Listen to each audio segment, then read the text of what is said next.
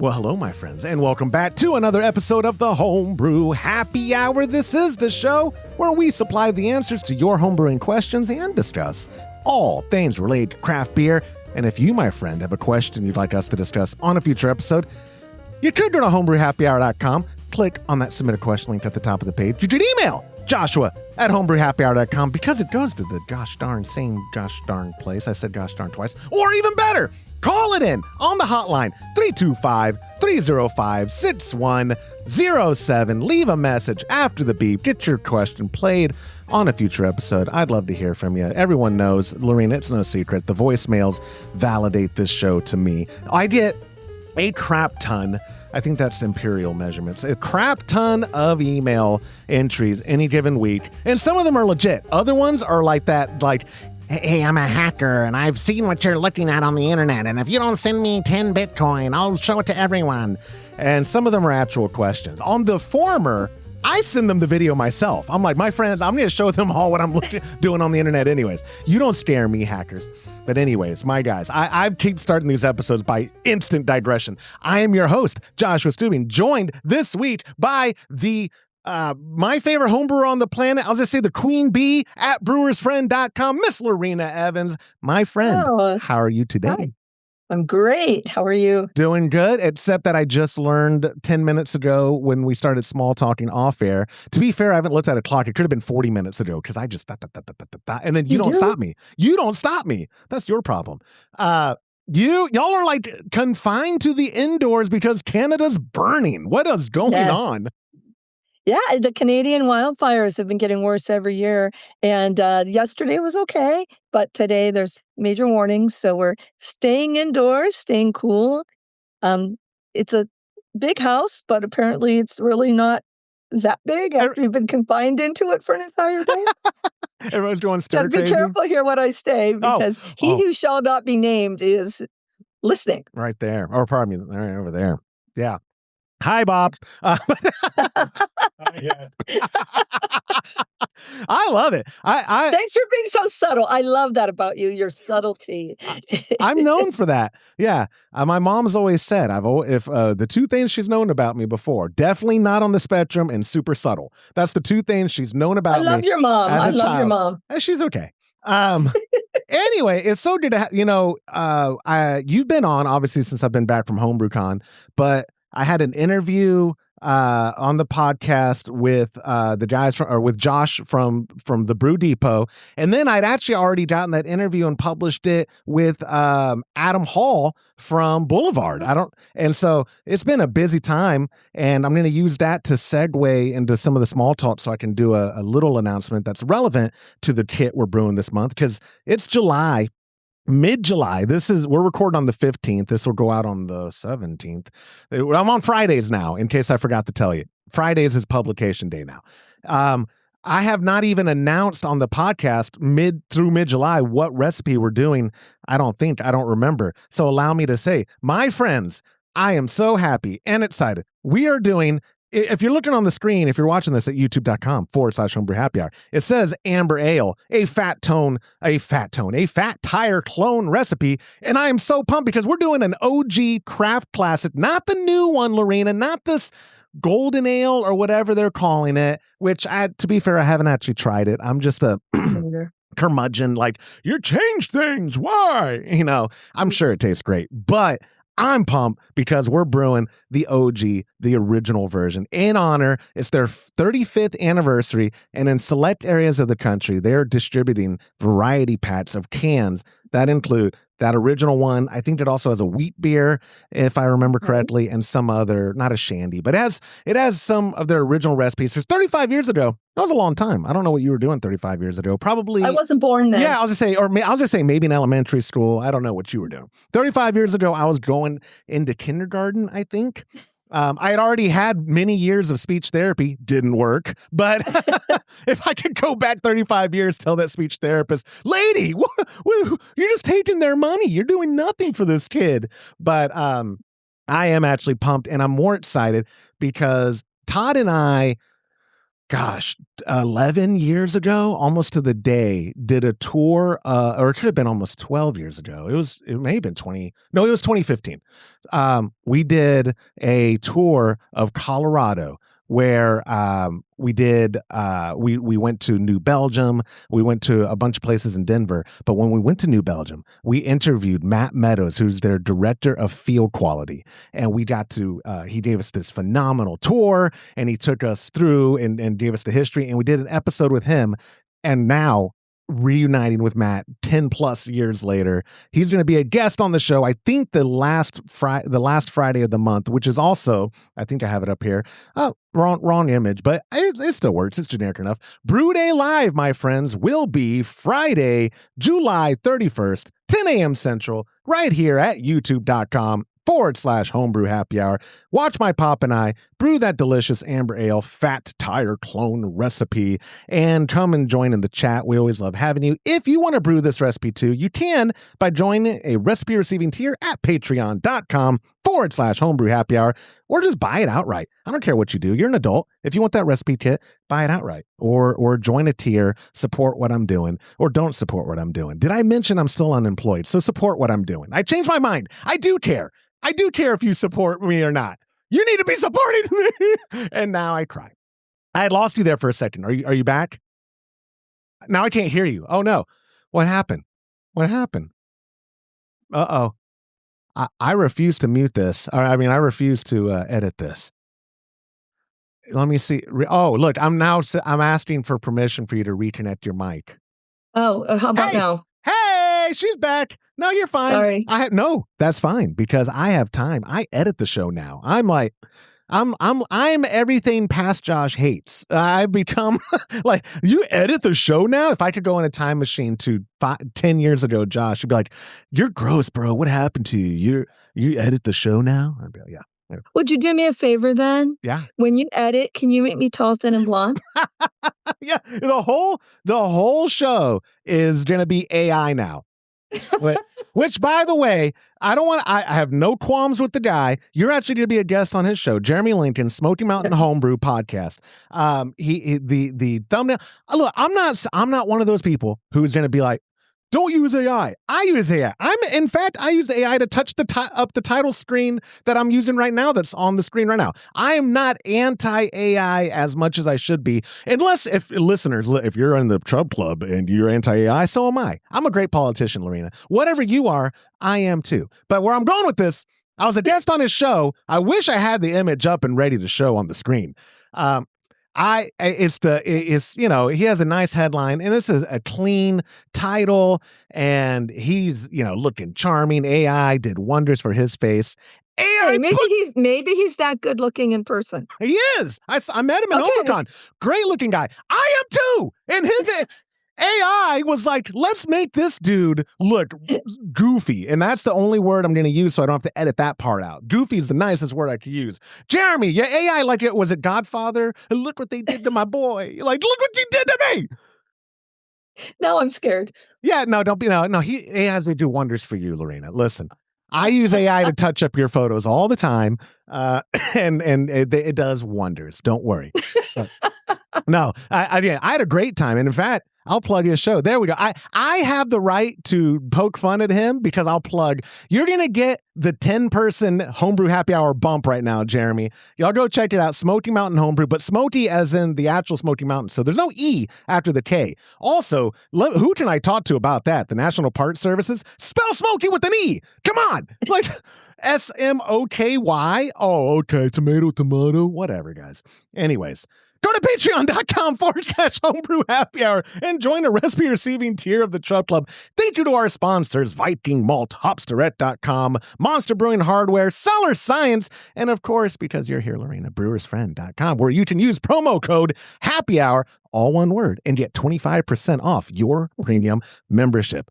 It's been used probably twice, and one of them might have been me, but it's been used.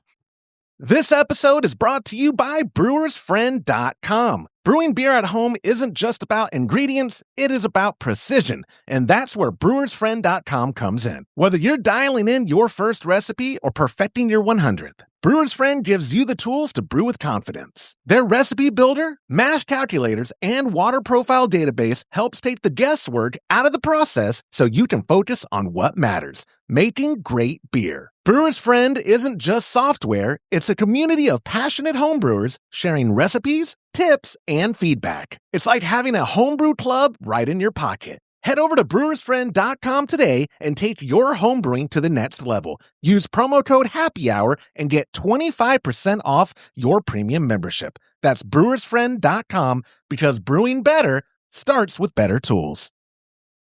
I have to stop being self-deprecating because I'm not going to ever get new sponsors when they're like, you frequently say on the show that it's your extended Hispanic family that only listens to your podcast. I'm like, yeah, but that's a lot of cousins. You don't understand. That's true. That's true. If you're Mexican, you'll understand. Right? Thank you. Yeah. And you can say whatever you want, lady. Look, I impart my Hispanic privilege onto you. If you want to say anything, you can. I abuse it all the time. Ask my mom. In fact, my social media almost exclusively exists to troll my wife, my mom, and extended family on my mom's side. I can say the most ridiculous thing, like I'm some like purebred Latino, and with confidence because there's no tone on text. And every now and then I'll get a DM from one of them like, "Ay, you're crazy, mijo." They talk just like that. "Ay, why do you have to post like that? Oh, Dios mío." No, that's also trolling them. I'll use that in the clip. Ha ha. See, Jeremy? Two of us know how to clip, and I'll use AI and make my aunts look like the grandma from Coco. Anyway. Yeah. You feel better now? I do. I got all that off my chest. It's only been 10 minutes into the show. I've digressed worse than that.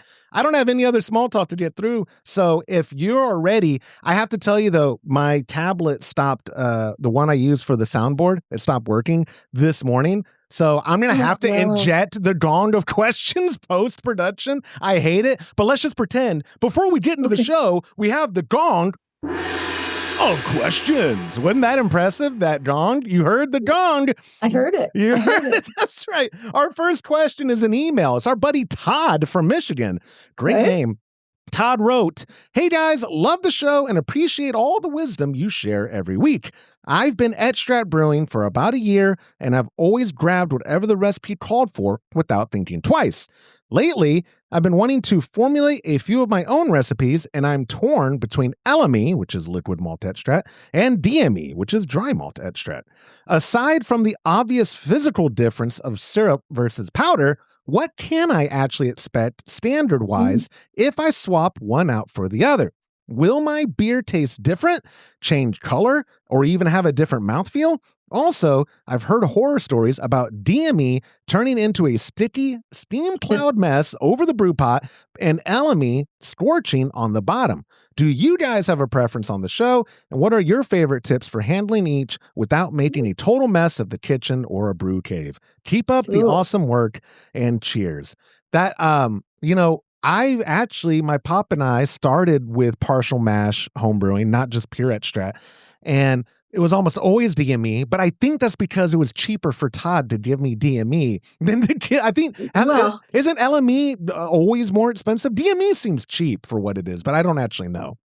I think it's the shipping cost for the LME that drives the point up, because a lot of it is liquid and it's therefore water. The dry malt extract is basically spray dried LME. Yeah. So when you think of it that way, it's the same thing, only one's a little pre-diluted for you. Yeah. Or in reverse, the other is dehydrated for you. There's these brewing questions out there that cause a lot of angst and a lot of disagreement between certain people. Like decoction, not decoction. Brew in a bag, oh no, 3 vessels. DME versus LME.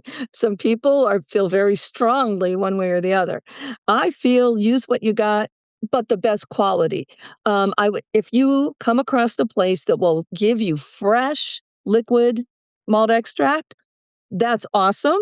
If it's been sitting in a can on a store shelf for 5 years, not so much. Yeah.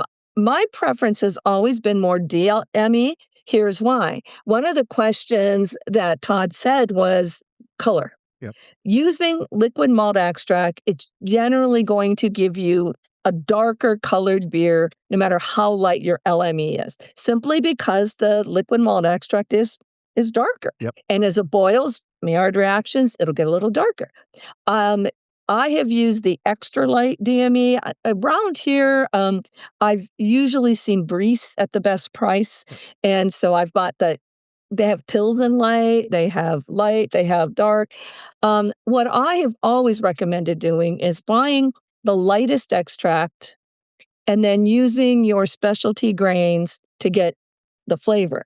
But if you're gonna make a stout, you can start with a darker extract too, of course.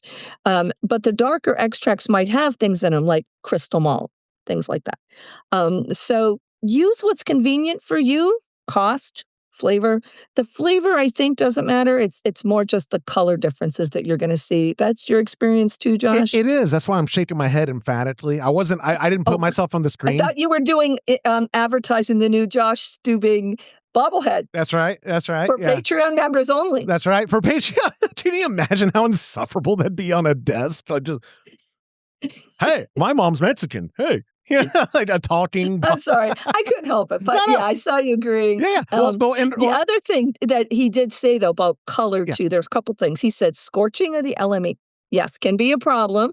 You can either, if you're brewing on a stove, move it off the stove, stir it in, or dilute it maybe when you go in, or just be really careful and stir before you pour it in. With dry malt extract, he said he gets into the infamous glump. Yep. True, true. But what a lot of people have found is when you measure out your DME, unless you're using an entire package, put it in a larger bowl. And then when you put it in the bowl, it doesn't really matter so much. It won't. Yeah. It won't last long. It will stir down. So Yeah. And also, I think both. Go ahead. I was gonna say also and you can correct me if I'm wrong, but I'm not wrong, so I'm not gonna expect a correction. DME stores way better. I have Yes. DME in my freezer. It's like where I was about to do a bad analogy because it's not like liquid and dry yeast because there are people who would swear that there actual is substantial evidence that liquid is superior for this reason, blah blah blah. But with LME and DME, it is objectively true that I can freeze DME and keep it there for a lot longer. You don't freeze LME, like No. you can't, or I say you can't. You probably can. It's just that with DME, what I used to do, I used to buy a lot of DME. Now I only use it for starters and for my kimchi to stir in my pretzels. But so you buy a bigger bag. Usually they're 3-pound bags, I believe. And sometimes you don't need that much. Put it in a Tupperware container. As long as it doesn't get moist and get wet, especially in a humid climate, it's great. And stick it in the freezer. And then it comes out just like new. I've stored it in a cabinet in a not humid place in Tupperware for long periods of time too. Yeah. And it doesn't darken and all those things go stale like LME does. Now, so that was a good point. How would you know? I guess this is a good tag along on that. How would I know if my DME is going bad? Would it be a color change? Would it be a smell change? I think it'd just be lumpy. Okay, okay. So lumpy. I don't think there's not enough liquid in it to like mold, right, or anything. So it'd just be lumpy. I guess I've never had it long enough to test my theory, but I have had it turn into a complete brick in my cabinet when I forgot about it after a period of time. Take it out and it's like, oh, I can go use it's a weapon. pound nails with this. I wonder. So I have Muntins gave us, this was from San Diego, the Homebrew Con that was in San Diego 2023. I think it was 23. They showed they had a booth and they had a just crap ton of bags of DME that they gave away a ton that show, and they still were leaving with the ton. And I probably have a dozen in my garage freezer that's as old as whenever that San Diego one was. And I should check on them, but I don't think that they've been gone bad. There's no reason for me to think they've gone bad. And I keep them because in case I need, if I need to make a starter, that's an easy go to. If I'm bumping up the ABV and don't want to change the grain bill, or there's functional purposes for someone to have DME on hand, even if they're an all grain brewer. And so I think Todd, if Todd from Michigan, if you are like Lorena said, I would totally back up the premise that if you're already just using LME and happy with it, that's great. But if you do start stocking up on DME, even when you decide, if ever, I'm going to go all grain or whatever, that DME does not become obsolete now. It's still purpose, and like I said, it just stores not forever. That's not the right thing to say, but it stores for a long time. And I can't imagine that you would be disappointed. And like I said, I have to always remind people I'm on the privileged side of like not knowing what a lot of stuff costs, because I'd always use I'd steal his credit card number. I got to change that. I got to edit that out. I would corporately use in a structurally sound way the payment methods of the president and founder of the company. It sounds better that way than no, it doesn't. It sounds the same. Look that way, Todd. Okay, and the number, the card it's number. The same. Yeah, it's the same. It was one thing I forgot to mention too. Todd had mentioned LME and does it darken? You know, he did not say how he's adding his LME and his DME. But one of the things I did even early in my brewing career a long time ago was learn that basically it's sanitary coming out of the container. So why not add it at the end of the boil?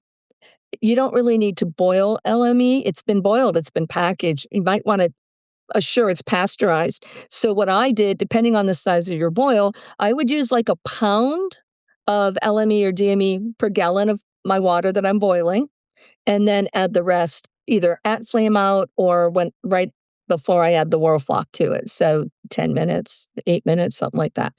And that's one way to minimize the darkening that you might get with LME. You know, it's still going to be a little darker than the counterpart, but that might be a way too. And you can still use it all, use whichever you like. In fact, sometimes if I had a recipe using both, I would do the DME, 3 pounds of DME and the 3 pounds of water I'm boiling, add my hops. Then at the end, add my LME and the rest of the water to top up when I was a stovetop brewer. I'm glad you gave that advice, because that was not something I'd even think of, having not been an extract brewer for a while and not even being a true extract brewer. But I do remember, and I think it comes full circle. I believe you wrote the instructions for all those early homebrewsupply.com recipes. I did. So that's why if I pulled up one for extract, I guarantee you it says adding the LME, because that's what most of them included, was LME, and included at flame out, or it was like, flame out. Yeah. That's just a thing that not early on in my brewing career, we boiled it all. And then people, we don't, as brewers that are stuck in our ways, we don't like to have new ideas presented to us. You whippersnappers, what do you mean in Australia you do no chill? Right? And now a lot of people no chill. So new ideas aren't always bad ideas. But that one, when it came out and people started really doing it and having good experience, I did take to that, and then I recommended it to everyone I knew after that. And then to reiterate and to wrap up his question, like you said this, and I just want to reiterate it. On paper, the freshest DME and the freshest LME shouldn't have perceivable differences in mouthfeel and taste. Is that correct? Right. That's what. Yeah. Right. Yeah. Old LME that is even more dark may even give you like a soy sauce flavor in it later, So if you get light LME, it's going to be darker than light. But if it's really, really, really dark, that means it's old, and you probably aren't going to get good results with it. Unless you want to do a soy sauce Kolsch, we could do one. We could do that. That sounds delicious. It's 2026 Wild Wild West. Pow, pow, pow. Don't tell me that's not a real Kolsch. I could do whatever I want. I'm American. But Todd, it is a good question, and we don't. I get a lot of emails from new brewers, but I'm finding, Lorena, this is all anecdotal in my little Homebrew Happy Hour bubble.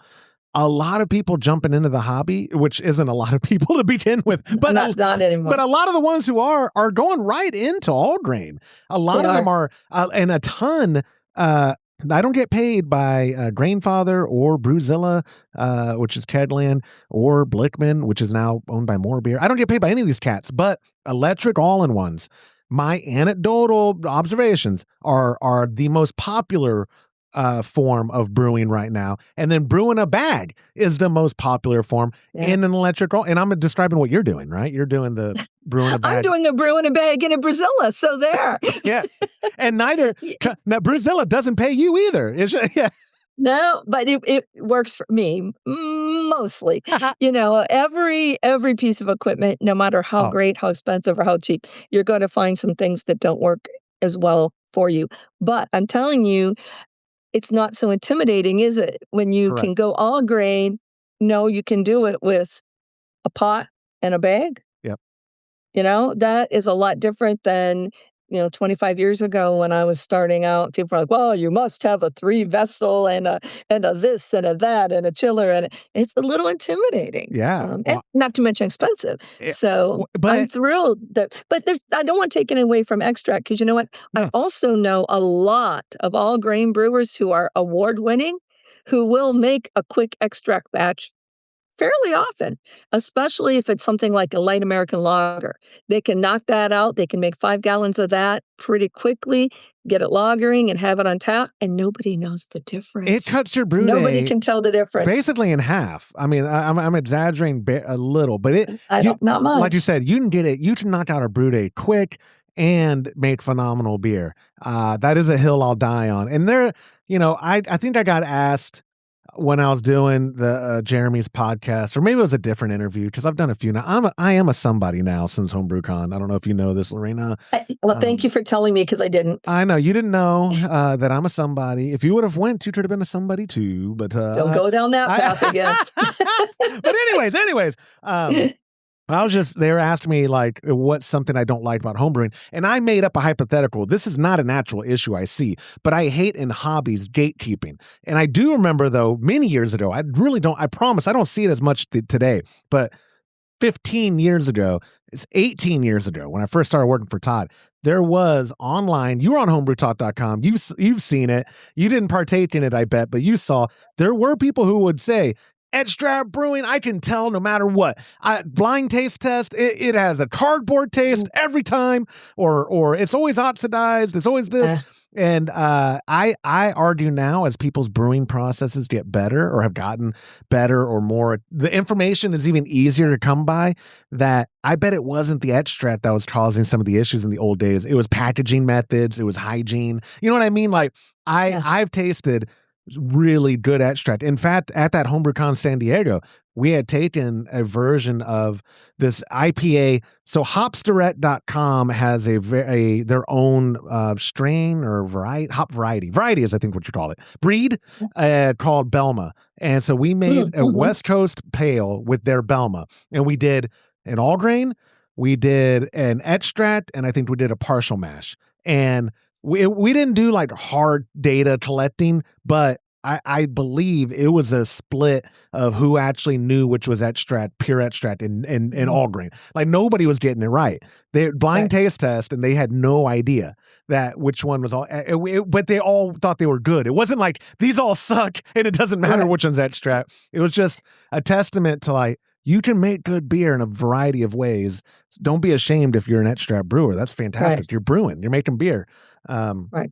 And you can do it on your stovetop a lot easier. You don't got to take over the garage and have your wife yell at you and make you sleep on the couch sometimes because she thinks you're inadequate because you lost your job and now you're not the breadwinner. And now you have to, and oh my God, I'm going down another, I'm sorry, Lorena. Whew, hold on. I'm waiting for the rest. Hold on. Okay. I'm back. I'm grounded. A little blimp on the radar. I'm grounded. This episode is brought to you by Cellar Science. For years, homebrewers have been told they have to choose. Do you want the quality of liquid yeast or the convenience of dry? Well, Cellar Science flipped the script. They're proving that dry yeast isn't just a backup plan anymore.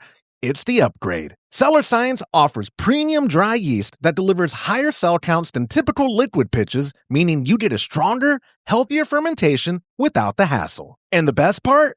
You can direct pitch right into your wort, no starters, no waiting, just brewing. Whether you need their new West Coast strain for a classic American IPA or jungle for a massive fruity estery flavor, they've got your next batch covered. It's quality yeast that doesn't break the bank. Save time, save money, and brew better beer with Cellar Science. Todd, thank you so much for submitting that question, Yes, my thanks, friend. Todd. If you have a question and you want to be like Todd and you don't like hearing the sound of your voice, whatever, email joshua@homebrewhappyhour.com. But if you're adventurous, you could text this hotline, but call it and leave a voicemail to 325-305-6107. Moving on to question number 2 at some point in Jet Gong of questions here. I'm saying that for myself, so in post-production, I'll remember. Yeah, Gong of questions. Mark from Dallas.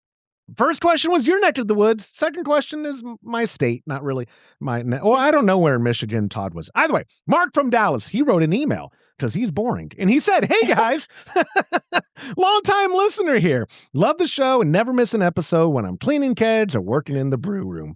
So life got crazy over the last month with work and family and stuff, and I completely neglected a batch of American Pale Ale. It finished primary fermentation probably around day 5, but it has just been sitting there on the yeast cake in the fermenter for a solid 4 weeks, now at standard room temp.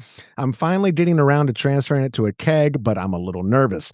Am I in trouble here? I know the forums love to throw around the scary word autolysis or I never heard that word in my life. Autolysis. Autolysis, autolysis. Autolysis. Autolysis. I can't say either one. I have a lateral lisp.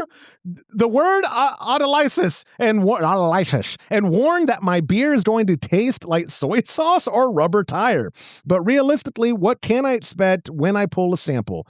Did I accidentally give it a nice long conditioning phase, or am I going to notice a major hit to hop aroma and the finished flavor profile? That's a great question. I'm going to assume it's under pressure if he has it at room temp. No, you know what? I'm reading it. No, that it finished primary and it's sitting in the room, and he's in Dallas, which is a little scary, except even right here in Upper Michigan right now, I got my AC on. My room temperature is under 75. Yeah. I'm assuming he says room temperature. He's not talking 90. No. It's not his garage. Yeah. So I'm going to make a couple of guesses here.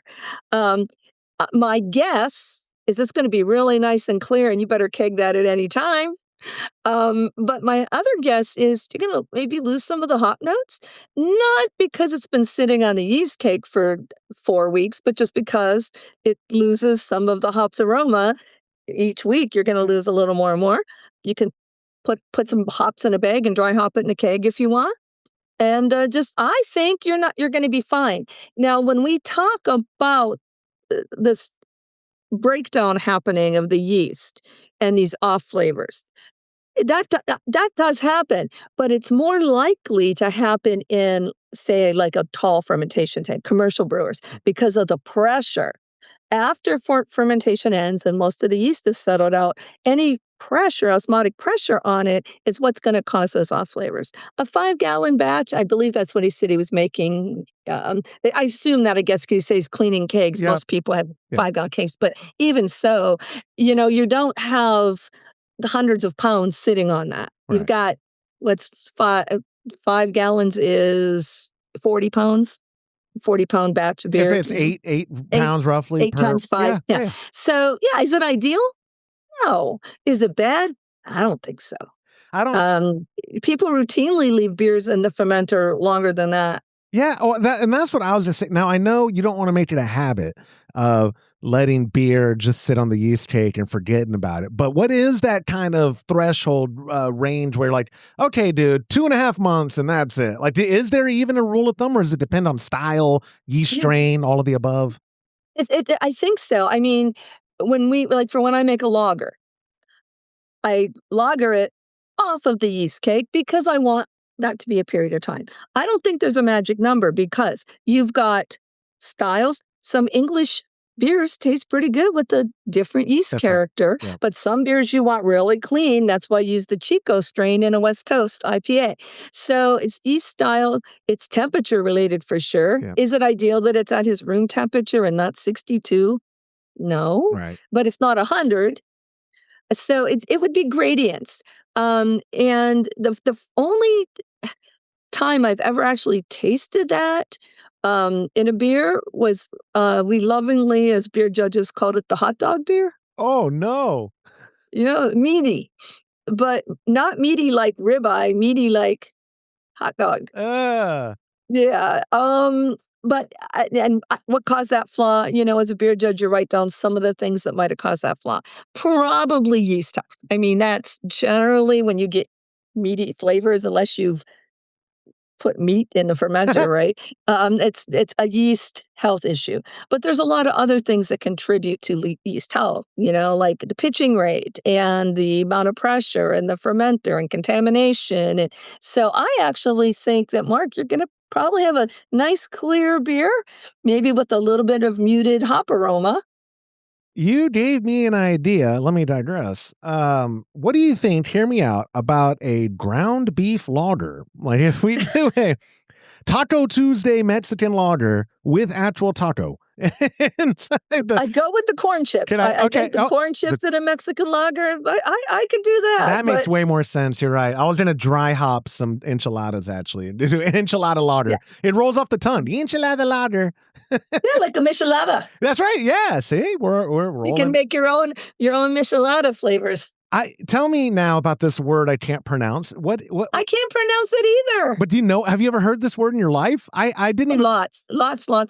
Because remember, I've been on the forums for more than 20 years. That's right. And so the bigger the word, the more often we use it. You're describing me. Yeah. So it's just like, one of our favorite words to use is acetaldehyde. Yep. Acetaldehyde. Yep, that one. Yeah. Yeah, that one. So, yeah, and it's actually I have a bit of a interest in chemistry and in biology. And so that is a thing. That is what happens when cells die, and what happens to them. So, yeah, that is a real thing. And if you look it up, I'm sure you'll have more of a scientific than me going, cells die. But that's generally the case. The byproduct is that rubber tire, or I've never had that off flavor of soy sauce or rubber tire. I have heard that. Okay. Burnt rubber. Okay. I've not tasted that, thank goodness, in all my beer judging. I haven't had any beer that bad. But yeah, that is another perception that you could get from that. There's a lot of flavors and they all have names, like the banana esters is what isomyl acetate, they all have reasons for that. But yeah, it's basically the breakdown of the yeast cells as a kind of digest itself. I have to pull up, I'm saying, if we keep going over these words, I'm going to have to pull something up to actually look these up, because I don't know if people know that it's not usually a shtick when I say like Trub Club. Like, I know, guys, I didn't know it was Trub until 12 years into the industry. Like, I had no idea. And I'm sorry I told you, Josh. I'm sorry. It might have been you. Heart. It might have been you. That's why I call it True Clue. That had to be you. That was like, you're saying this word. Now, it doesn't bother you, so I don't. I mean, we can have fun calling it True Clue. But there are older people, won't name drop, but was around one at HomebrewCon, and I keep saying Trub, and they just were obviously getting annoyed. And when I know that someone's getting annoyed, I double down. And so I found a way to say Trub, 20 more times in that conversation that we're having, like on the middle of the show floor. Wait till you call it Krausen instead of Kreuzen. Well, you took my thunder, because I didn't do that at this show. No, I'm saying, though, I've done that before, too, where I'm like, oh, yeah, hi, Krausen. And they're like, what? What is this Krausen? I'm like, listen, pal. This country that I choose sometimes to identify with, because I'm so multicultural, and whenever it benefits me is when I identify with the culture. But I am American, damn it, at the end of the day. And we did not win 2 world wars and do okay with some other wars since then to have to change how I pronounce things. I refuse. That is that's part of Manifest Destiny. It's like territory taken away from indigenous people and saying words however you want. I think they wrote that down on paper. I think so. I think so. I think that's in there. It's in there somewhere. Or if it's not, I'm updating Manifest Destiny. I'm getting myself in a hole I can't get out of without post-production editing, so I'm just trying to stop. But then I can have even more fun. No kidding, right? This episode will be edited down to like 24 minutes, and you'll be like, I don't believe you. We talked longer than that. Yeah. Yes, we did. My PR, my publicist, who is my mom, said, Mijo, you don't want to talk like that on the show. It would not be good for the audience. And I'm like, Mom, And that's a 1-for-1 impression of her, by the way. So how many hours are you going to spend it editing now? No kidding, right? It's now they say it's 3 minutes for every 1 minute recorded, and so yeah, it's 9 hours later. I'm still going to be. Okay. Another impression I did of her. Yes, mijo, I want you to please brew me a lager for the fiesta. Ah, Dios mío. Sorry, that is. I'm going to start calling you mijo just because I think it's funny. There we go. Call me mijo. I'm fine with that. My mom didn't even call me mijo. I'm not old enough to be your mother. No, of course not. Wait, yes, I am. No, you kind of are. You could have been a baby having a baby. Now, there are many people I train jujitsu with who are low 60s, and I'll tell them dude, you should be my pop. And they're like, I'm only 61. I was like, yeah, my pop's only like 65, dude. I think he's actually just turned 66 this year. But either way, you should have been, he wasn't even a baby having a baby. He was in his low 20s. People are having babies nowadays at like 17 years old. Like they could be. Anyway, I have totally digressed. Let me wrap up. Mark, yeah, I don't even know where we are. Yeah, Mark from Dallas. What show are we on? This is the Homebrew Digression Hour. And starring Josh. If anybody has any comments on autolysis or whatever it is, and you're watching at youtube.com/Homebrew Happy Hour, do me a favor and comment that below because it helps the algorithm. And I genuinely want to know, could I use AI and look it up? Of course I could, but then I'm just no better than poor Jeremy Lincoln who butchered my face. I'm going to insert that image now so people will see. AI, what it did to me. I can't believe he would do that to me. He actually did, because I told you before we recorded, we saw that, and I messaged him, and I said, hey, dude, what the hell? I'm ugly. And not in like a, I know I'm already ugly kind of way, but like, your AI, it's obviously AI. That's not me at all. No one's going to fall for that. It is obviously AI. Could you please change that? And he actually did just message me. Do you have any headshots? I had to grab that from the show. So I'm now going to be taking headshots and send them over. You know what I want you to do? AI yourself to look like, oh my God. Like the best looking guy ever. You are brilliant. And then like the Corona guy that has the Dos Equis thing. And you do this face. There was a photo I took last summer at Todd's pool that I was doing to troll some people where I'm in my swimsuit. I have a cigar in my mouth, a beer in my hand. I'm going to use that, but I'm going to have AI make me like ripped. And that's what I'm going to send to Jeremy. And when he asks for a headshot, it's to be some shirtless pic of me in my swim trunks. I love it. Love it. And he's smoking a cigar, kick back in his nice pool that I've never been in. He's too, and Jeremy's too nice. He probably will think I'm being serious, and he'll probably use that photo. So now y'all heard it here first. Find one of me while you're looking. Make me look like a cross between. No, I don't want to be overboard and be too gorgeous. So maybe like a cross between Reese Witherspoon and Kathleen Turner. I was waiting to see what era you were going to go for women because you're just talking about dating yourself. Like I know, but I don't want to be unrealistic No, but I just mean though, and look like somebody's 20. But that's like I'm being real here. I apologize, people who are listening and you're still around. I thank you. God bless you. But let me just say this last digression before we get to the third question. I have been around college kids a lot lately. I live right off the university campus, and I've been helping these local businesses like doing videography and some other stuff.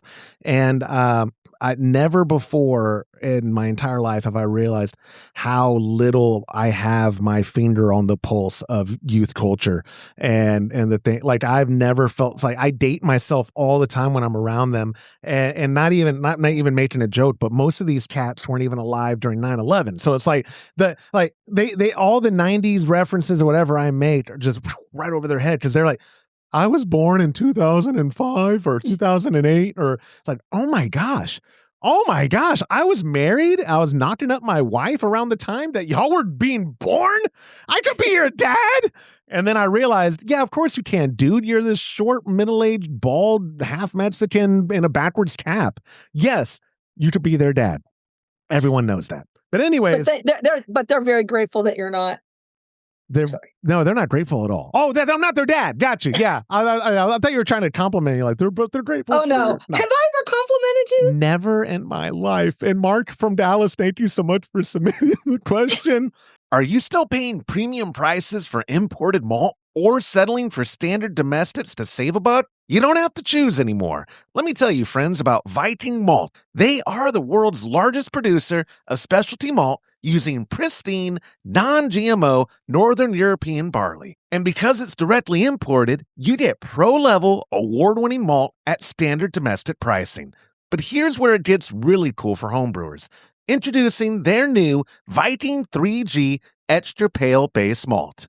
It is genuinely innovative. It's a no-lots malt, meaning it's bred without the enzymes that cause beer to stale, so your kegs and bottles stay fresh way longer. Plus, it has 60% less of the stuff that causes DMS. That means cleaner beer, and you can actually shorten your boil times, saving you energy and time on your brew day. It's highly modified, extra light, and perfect for lagers or any hop-forward ale. Upgrade your next brew day with Viking 3G Extra Pale. Before we move on, the virtual gong of questions that we both totally heard and is on the show and I didn't add in post-production brings us to our third and final question. It's another email because this guy is also a coward. No, I'm sorry. That's rude. I gotta stop. I can't. Guys, y'all aren't cowards at all. In fact, I love y'all. And go to patreon.com/homebrew happy hour and join a tier of the True Club and support my efforts. I'll make fun of you. Brian from Tennessee wrote an email and he said, "Hey guys, love the show. I'm looking to upgrade my starter setup and finally buy a dedicated brew kettle. I want to consistently end up with 5 or 6 gallons of finished beer to fill a standard corny keg, so I've been looking at buying a 6-gallon kettle. I'm trying to figure out how much extra headspace I need to account for things like boil-off rates and the volume that the grains or extract take up. What is the actual rule of thumb for kettle sizing relative to your target batch size?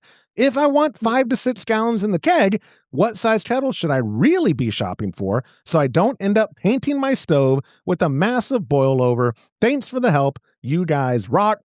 He's already obviously done some research because boil over, this might just be my own shortcomings when I was starting to brew. I didn't consider boil overs to be a thing. I want to start off the answer by saying boil overs are very real, my friends, and they happen at any stage or any equipment. If you don't leave enough headspace, you have a chance of boiling over, whether it's an electric brew setup or if it's on the stovetop. You can boil over. But all that to be said, do you have a rule of thumb? Like we brew in the 40 liter, and that's, I think, 11 gallons to the brim, give or take. And we comfortably do Kolsch's at 10-gallon batches, right? Sometimes if we want to do the bigger beers at as close to 10 gallons as possible, we have to adjust with like boiling off and adding after the, you know what I mean? Like you have to make adjustments, but for like an average rule of thumb, if I'm trying to get the most volume out of a kettle, is there like a this many gallons above your batch size? Or like how do you measure that? Well, that's tough, and you did mention anything can boil over. I am not alone, but I sure feel alone sometimes.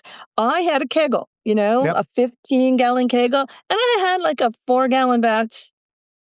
It boiled over. Wait, what? Oh, yeah. Yeah, yeah. I was because I wasn't watching it. Yeah. I had to heat kicked up, and it wasn't boiling, and then all of a sudden it so anything is Yeah. possible. Not to scare you, Brian, but a couple things came to my mind. First of all, I have now a 9-gallon Bruzilla. It is big enough for a 5-gallon batch. Um, Again, not the most grain ever, but it is big enough because I, with an all grain batch, typically start with about 7.5 gallons of water, and it ends up being about 6 gallons in the kettle. I boil off about a gallon an hour, but there is some foam. So one of the things I did though, when I had a smaller kettle, and it sounds like you're on your stovetop, so that does also change some recommendations. But I started using firm cap. Firm cap is not as greatly used right now, but it's a liquid and you add it and it does help Yep. break up that cap so you don't get that big foamy boil over like you do when you boil spaghetti. I boil over spaghetti sometimes because of the starch coming out, right? Yep. So that does help. If you're boiling on top of your stove, though, you're going to be limited to your kettle size, at least vertically. Yep. And horizontally too, depending on what kind of burner you got. So most people that do 5-gallon batches start with probably an 11 to 15-gallon kettle. Does that mean you need that? Well, no. It also because it depends on what you're brewing and how much grain bill you have. Are you going to do brew in a bag? If you do brew in a bag, you need more volume because the bag plus the liquid will easily fill up a 9-gallon kettle. So those are some things we'd really have to answer to be able to give you a rule of thumb on that particular setup. Yeah. But if you can safely boil 6 gallons by watching it like a hawk, you can get generally a almost 5-gallon finished batch. But you're talking to the tippy top. So I think the smallest kettle I did on top of my stove that was successful was a banjo burner type kettle, the kind you use for crayfish boils, Yep. shrimp boils. And are those 7 gallons? I was going to say 8. I thought 8, but 7's probably closer. Because it did fit under the microwave on my stove, but even that was close. So if I were you, Brian, I would really consider, if you're buying a brew kettle, consider a burner for outside. Propane. Propane, or some other kind of setup or an all-in-one or something where because especially if you have like a glass cooktop or something, you don't want those big heavy kettles on there. A lot of people though that are making not IPAs but other beers will do still an all grain 3-gallon and then top up at the end. Right. I was going to say, I know from being around long, a lot of people do that and are so dialed in that they swear doing it full volume on a bigger thing would actually mess them up. You know what I mean? Like they're so dialed into their methods. They're like, no, I'm doing it this way. It's always worked for me, and don't give me a bigger kettle. I got this. Like they're just and if you're married to being on the stovetop, that is going to limit you. There's ways to work around those limitations. Like topping up or adding extract at the end and there's a lot of different ways to go about that too. But there's a whole world of different experiences out there, and I hope you're still taking a little bit of advice from me, Brian, considering I just told you I managed to blow over a 15-gallon keg with a 4.5-gallon batch. So maybe I'm not the one to ask. I don't know. No, my pop and I, we swear if so we've only been brewing for the Brew Day Lives. And I don't think we've had a boil over since doing Brew Day Lives the last couple of years. But he swears every time we turn our back on the boil, we used to. So immediately, the moment you turn your back, And one thing that I had been told, it may have been from Homebrew Talk, because this was 2016-ish, like Reddit wasn't a thing, like really a thing yet. It had, in it. And to be fair, I'm not just saying this because Lorena's on here and she has been a longtime moderator. Not anymore. You're not an admin. I know you. No, that's a long story. It is. I'm still associated. Right. But I say, but you go on Homebrew Talk. Homebrew Talk's been around forever. And so reminding people, you can go to homebrewtalk.com. There's still a thriving community there.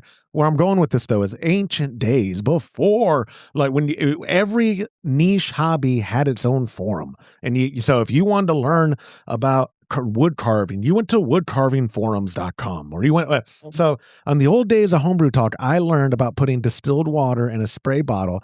And when if it would start to boil up at all, and that, God is my witness, it worked the one time I tried it. It does. I don't know the science behind it, but it worked. As opposed to the wooden spoon does not work. You put the wooden spoon thing reminds me a lot of my mom's side of the family, where they just say stuff to you. Like did you know, Lorena, if you watch a dog poop, you'll get a sty? That's what my mom and my aunts, my uncles told me on my mom's side of the family my whole life. To this day, if I'm watching Murray, my big horse of a chocolate lab, he starts to poop, I'm like, look away! Like it's a grenade going off. Like, And if one of my kids gets a sty, because it happens, because they're filthy heathens and we live in the country or we live in the hills, if they get a sty, I'm like, who watched him poop? I told you. What did I tell you? I told you to not watch the dog poop, and you made a point to watch him poop. But anyway, the wooden spoon thing. I just want to know who in your family enjoys watching dogs poop. I mean, that's just not a hobby I'm into. Also, if you play with fire, you'll pee the bed. And I always thought, why am I still pissing the bed? I stopped playing with fire.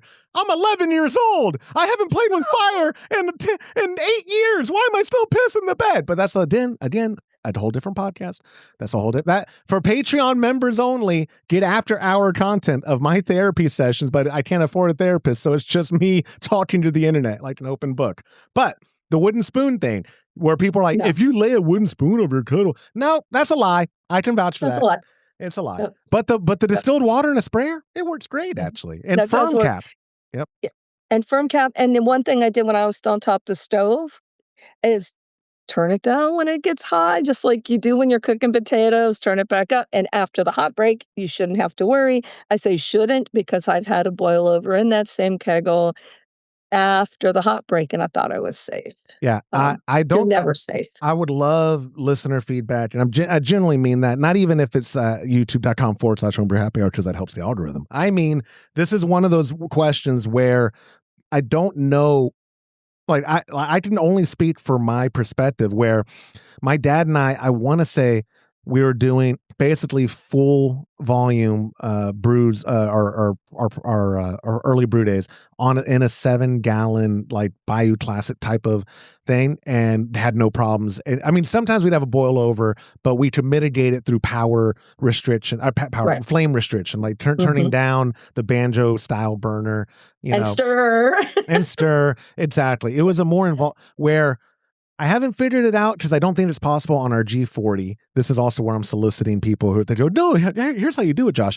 When the G40 hasn't ever done a too vigorous of a boil, but I can't control the power output if I wanted to. I haven't figured that out. Where I know some all-in-ones, and certainly people who build their own Herms, like Todd and James on the Brautag, they dial it into percentage of output to where if they want just a smooth boil, then they put it at 70% once they hit boil or whatever. You can't do that on the G40? I haven't figured it out. Because I can do it on the Brazilla. Yeah, you would think you'd be able to. I have no, it's not even a complaint because Today's show is brought to you by Hopsdirect.com. Grown in the esteemed Yakima Valley on the Peterball family farm, Hopsdirect.com offers the widest variety of hops available online at incredibly competitive pricing. It's simple. They grow hops, they sell hops, and they ship hops straight from their family-owned farm to your doorstep. Producing the highest quality hops is Hopsdirect.com's passion,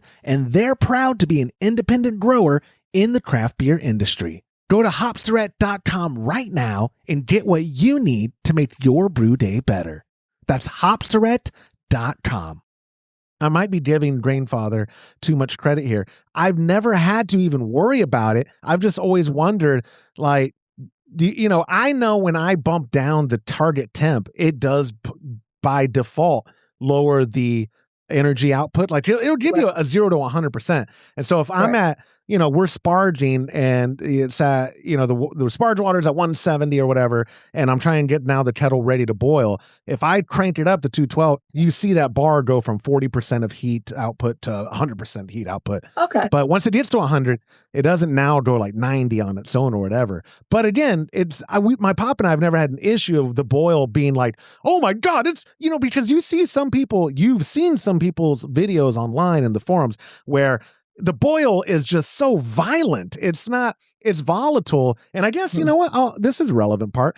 What do you think? Like a violent boil to me, I don't know if there's actually any issues with it besides making a mess. What's that sweet spot for you? Do you like a smooth rolling? Do you like it being a little more tumultuous? Like, I don't know. What's the ideal boil? Well, back in the old days, if you didn't have a violent boil, you were going to get DMS, right? No kidding. And about 10 years later, I remember I was talking to Jamil Zainasheff one time, and he looked at me and said, you don't have to boil the shit out of it.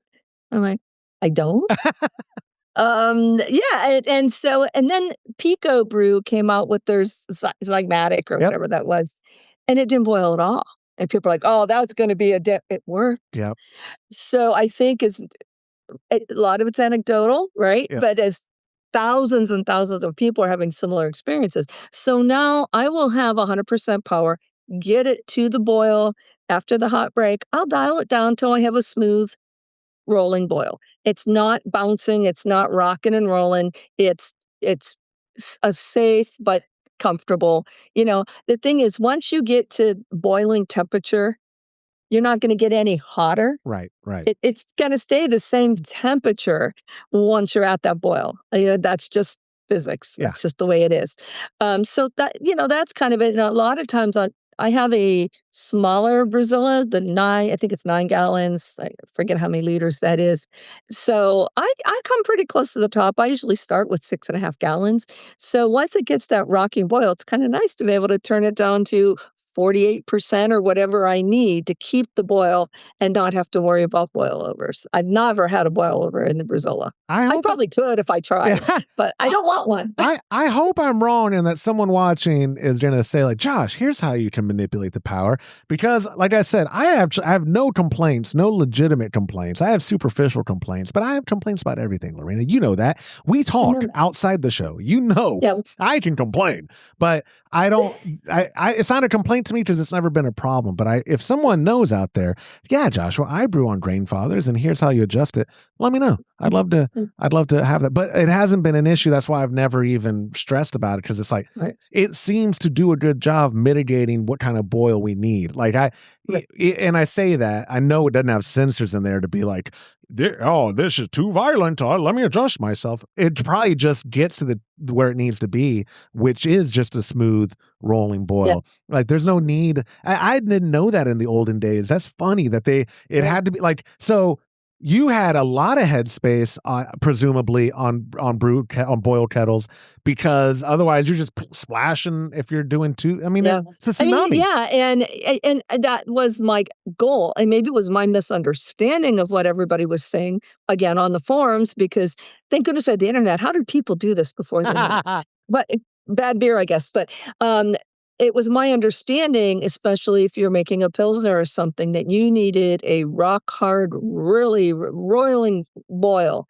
And so finding out that really wasn't the case and I've never had DMS makes me go, It makes me go, I like it. When did Homebrew Talk start? Was it 2005? I don't know when it actually started. I didn't join it until 2006. Oh, I feel like I Homebrew Talk. The owner of that forum, who shall not be named, was not even legal age when I started being a moderator of that forum. So he was like 19 or 20 years old or something. It was January of 2006, if you were to believe the devil AI answer. It might have been earlier than that. I want to say I thought it was 2005. Because I popped in like June of 2006, and it had been around for a little while. Yeah. I feel like it was 2005. I think 2004, 2005, maybe. I just, again, being around these young people, I can't stress to them enough how different the world was. And that's my inner boomer. But like, nostalgia, I won't butcher his quote. Norm Macdonald had a great quote on it, but it basically just like, don't get caught up in nostalgia because it's memories that you're romanticizing. It's not, you know what I mean? Like yesterday wasn't any better than today. Like the present is what you make it, was his ultimate point. But I frequently catch myself in nostalgia about the 90s and early 2000s about like, well, kids, like I said, if you wanted to learn something, you had to find a dedicated forum for it. And, a great community of bonding. And there was no YouTube when I learned guitar. I had to buy Guitar World magazines and learn from the tablature in the back of the magazine. Like, I romanticize that. But if you put me in a time machine to go back then, I'd be like, this sucks. Like, I can't just pull out my phone and a YouTube clip of how to play Buddy Holly acoustically from Weezer. And what's with these homies? I can't do that in 1997 or whenever it was I got my first guitar. So that was my last digression. I'm going to wrap up the show because otherwise I was going to go on another tangent about the 90s being so great. I've got a lot. The music was good, I gotta say. I grew up, I was born in 85. I don't remember the 80s. The 80s in hindsight was wonderful. I love the movies. I love the martial arts culture, how over the top and goofy it was. I love, and the music, like I said, especially the 80s movies and music are great. But 90s, obviously, I was school age through all the 90s. And so fond memories. But again, like Norm said, or the gist of Norm's quote, it probably wasn't that great, actually. But the present, live in the present, friend. Let me be philosopher, Josh. Live in the present, friends. Don't forget about the past and prepare for the future. Prior proper planning prevents piss poor performance, however many P's that is. Anyways, Lorena, my friend, I'm done digressing if you are. I think I'm good. I think I'm good here. Well, I appreciate your time. As always, I am going to preemptively now ask you if you're available for next week and if I could get you on. I don't know. Let me check my calendar. Yeah. You check your calendar. Yeah. You know the secret to good comedy, timing. And so so good. Lorena will be the guest next week. I am going to be shipping out those wonderful amber ale kits at the end of the month. I'm starting to bag the hops already, guys. It is a very straightforward kit. If you go to our Brewers Friend page, you'll see it on there. Or if you follow us on Grainfather's app, it'll also be there. And if you want to brew it, reminder, patreon.com/homebrew happy hour. The brew day live last Friday of the month, July 31st, 10 a.m. Central, right here at youtube.com/homebrew happy hour. My friend Lorena, I sincerely appreciate you. And I will catch you next week. All righty? So see you then. Alrighty. Enjoy the rest of your day. Then. Don't breathe in too much Canadian smoke. Keep it American. And talk to you later.